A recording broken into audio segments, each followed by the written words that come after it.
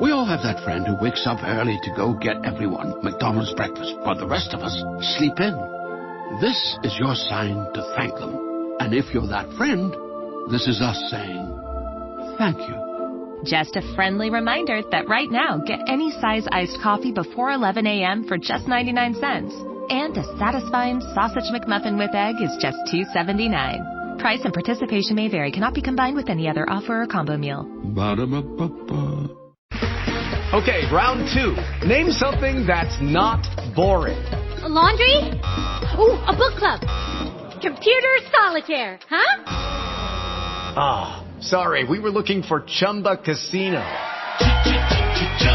That's right, ChumbaCasino.com has over 100 casino-style games. Join today and play for free for your chance to redeem some serious prizes. ChumbaCasino.com. No purchase necessary. Void where prohibited by law. 18+ terms and conditions apply. See website for details.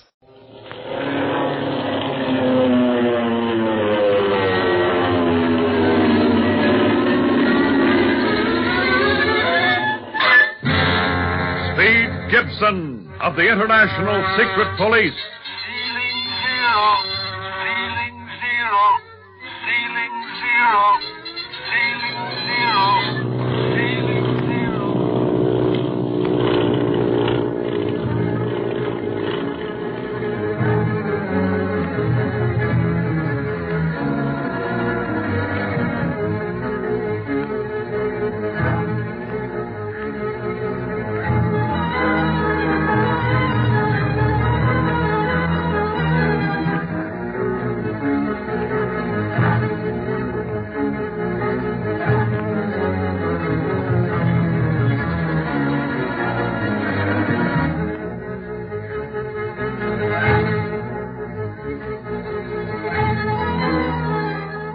As the plane of the secret police nears Black Pass, where the octopus is supposedly awaiting them, Clint orders Barney to turn off his course and head for Nagchuka, main gateway to the Tibetan capital, Lhasa.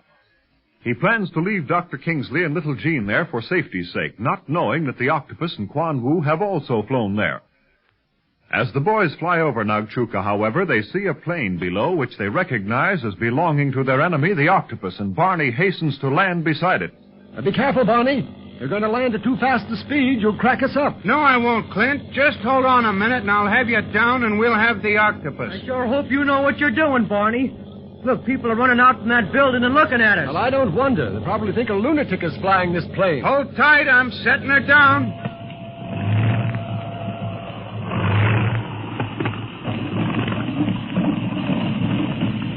There, we're down. Didn't I tell you I'd do it? Yes, you needn't have bounced just like a rubber ball. Pull up right beside that octopus plane, then cut your motors. Speed and I'll go back and get the others ready to climb out. Okay. Better keep your guns handy in case the octopus saw us coming. Gee, Clint, you really think we've got him cornered at last? Well, I don't know, Speed. You know how he is. Furthermore, the octopus may not be flying this plane himself. Perhaps it's just one of his band. Maybe. We'll soon find out. Hey, that really was a landing, fellas. What happened? Did Barney hit a bump? No, Bob, but we spotted an octopus plane, and we're taxiing up to it right now. An octopus plane? Oh, dear. I hope he isn't here. Golly, Gene. You ought to hope he is. He couldn't do anybody any harm here in Nagchuka. They're awful strict here and watch everyone. You have to know all about him before they let him go on through into Lhasa.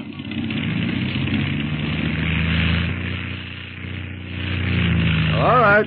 Everybody out now. But Dr. Kingsley, you and Jean stay in back of us. Can't tell what might be awaiting us. Well, whatever you say, Clint. I'll go first.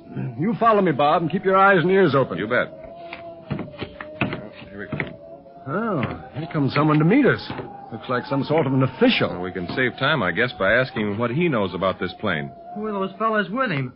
Look like policemen. You take care of Jean the doctor, Speed, and let us do the talking. Oh, okay. Say, this fellow doesn't look any too friendly, Clint. Don't worry about that, Bob. They're very careful here. Besides, he doesn't know who we are. Which of you is Clint Barlow? What? Well, I am, but how did you know? This is your plane? Well, it's the property of the International Secret Police. We came here... Is this all of your party? No, my aide, Barney Dunlap, is still inside the plane. Not anymore, pal. Who's this guy, the mayor? My name is Moo. Moo?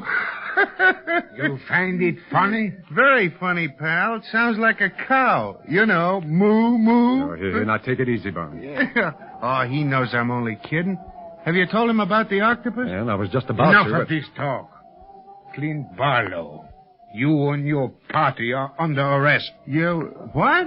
What do you mean? Why, Hey. there must be some mistake, Mr. Moo. Why, we're the secret police. Yeah, and we came here to arrest somebody, not to be arrested. Nevertheless, you are under arrest. Any pleas of innocence you wish to make must be made at headquarters. Come with me.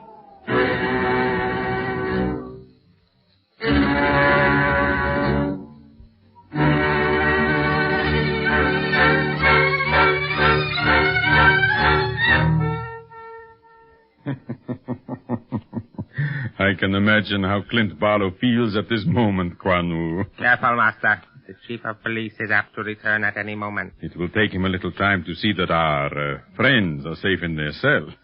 Meanwhile, we can talk freely. I shall feel better when we have left Nagtuka and are safe in our headquarters at Lhasa. Barlow may convince the authorities of the truth, and then we are lost.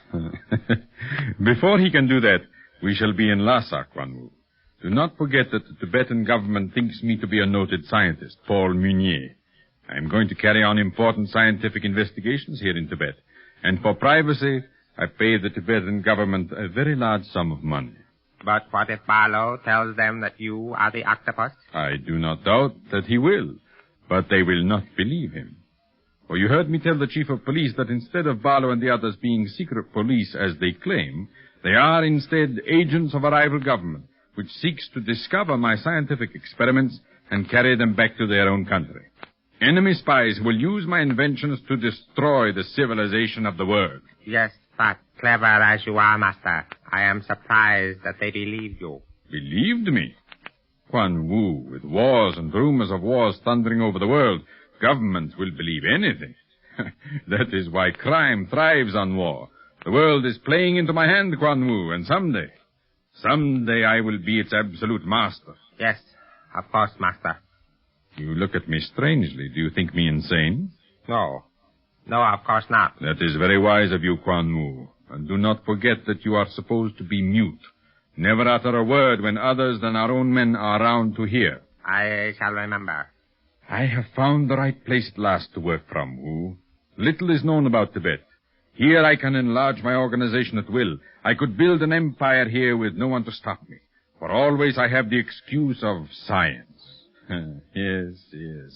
The world will someday soon hear a great deal about the octopus. But what about the secret police? They will get word to the Hong Kong base and thus establish their identities and their innocence. Enough so to allow them to leave Tibet, Wu. But they can never enter Lhasa. I have told my story too well. We are protected by Tibet.